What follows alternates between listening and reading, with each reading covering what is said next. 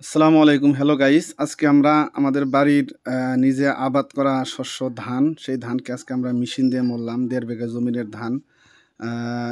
যেহেতু আমাদের মেন প্রধান কাজ হচ্ছে কৃষি, তো কৃষি কাজের জন্য সবাই ব্যস্ত থাকা প্রয়োজন। কারণ ক্ষেতের মধ্যে যে আবাদগুলো হয়, মাঠের মধ্যে যে আবাদগুলো হয়, এর মধ্যে আল্লাহ পাকের অনেক বরকত এবং রহমত রহিয়াছে। গতিকে ঘরোয়া কাজে অল্প সহায় সহযোগিতা করার প্রয়োজন আছে ফ্যামিলির প্রত্যেকজন মানুষের।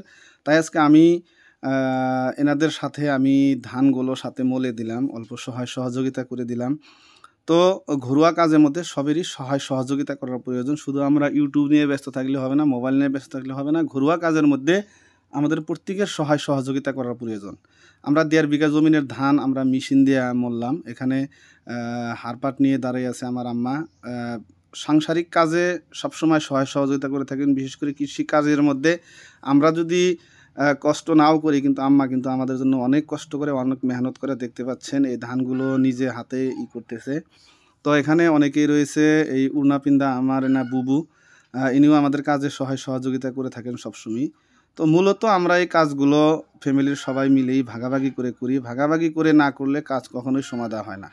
তো এখানে আমরা ১.৫ বিঘা জমিনের ধান এখানে আমরা করলাম মোটামুটি ২৫ মণ তো হবেই। তো গতিকে অনেক সময় লেগে গেল, প্রায় ৪০ মিনিটের।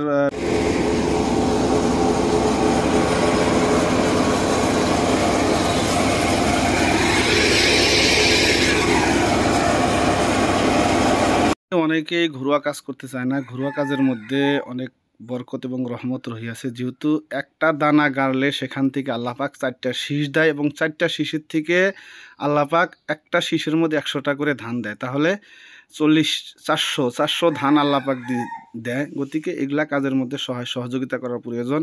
আল্লাহ পাকের রহমত এবং বরকত এখানে রহিয়াছে। আমার আম্মা দেখতে পাচ্ছেন ঘরোয়া কাজে আমাদের খুব সহায় সহযোগিতা করে থাকেন, এবং বিশেষ করে বাড়ির প্রত্যেকটা কাজে খুব অত্যন্ত সহায় সহযোগিতা করেন। ওনার জন্য খাস করে দোয়া করবেন, আল্লাহ পাক যেন সুস্থ এবং সবল রাখে।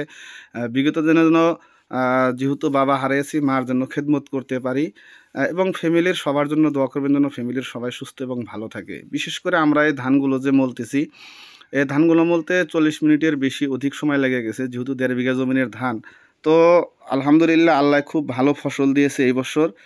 তো আমি এই ভিডিওর মাধ্যম দিয়ে সবাইকে বলবো, যারা যারা এই ধানের আবাদ করেছেন প্রত্যেককে বলবো আপনারা ধানের জাকাত দিবেন, ওসর দিবেন। ওসর না দিলে আল্লাহ পাক এর মধ্যে খায়ের বরকত দেয় না, এর মধ্যে বালা মুসিবত আসে। গতিকে নিজেরা নিজেদের শস্য থেকে যতটুক আপনার ধান হয়েছে সেই ধানের উপরে আপনারা বেশ করে জাকাতগুলো আদায় করবেন। জাকাতগুলো আদায় করার জন্য অগণন চেষ্টা করবেন।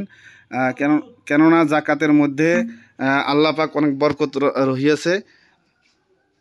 শস্যটা কেমন করে দিবেন, তাহলে মনে রাখবেন, যদি আপনি মেহনত পরিশ্রম বেশি করেন, তেল দিয়া যদি গাড়েন ধানটা, তাহলে সেক্ষেত্রে মনে ১ কেজি দিলে হবে।